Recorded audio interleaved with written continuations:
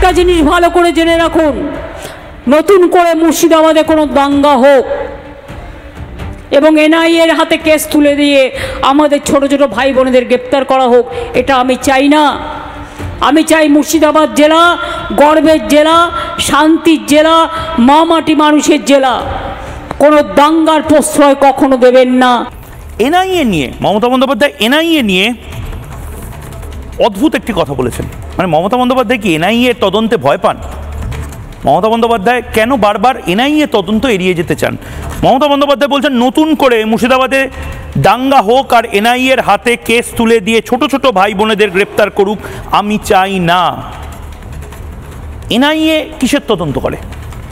সন্ত্রাসবাদ বা হিংসাত্মক ঘটনা যাতে ভারত রাষ্ট্রের কোনো আঘাত হতে পারে সেই তদন্ত। কাদের গ্রেপ্তার করে? সরল সিধা ছেলেমেয়েকে গ্রেপ্তার করে না ইয়াসিন ভটকলদের মতন সন্ত্রাসবাদীদেরকে?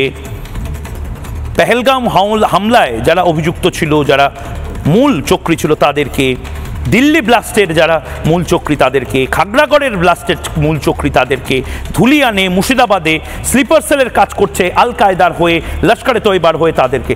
এনআইএর প্রতি একটা ভয় দেখা যাচ্ছে মমতা বন্দ্যোপাধ্যায়।